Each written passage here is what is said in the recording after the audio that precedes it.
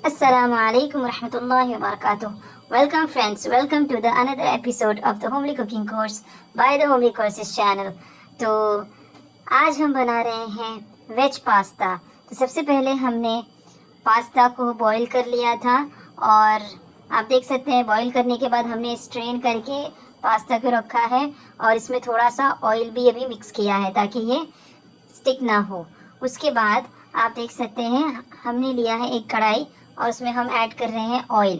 तो सबसे पहले आपको पास्ता लेना है, उसे बॉईल करना है। पास्ता कभी भी बहुत ज़्यादा बॉईल नहीं करना है, बहुत हार्ड नहीं करना है, बहुत ज़्यादा सॉफ्ट भी नहीं करना है। बहुत ज़्यादा सॉफ्ट अगर आप बॉईल करेंगे तो वो ईज़िली ब्रेक हो जाते हैं। तो आपको क्या करना है, जैसे ही आपका पास्ता बॉईल हो जाए आपको फ़ौरन उसे स्ट्रेन करना है और उसे ठंडे पानी से वॉश करना है। इससे ये फ़ायदा होता है कि वो स्टिक नहीं होता और उसकी कुकिंग प्रोसेस रुक जाती है, जिसकी वजह से ओवर कुक नहीं होता।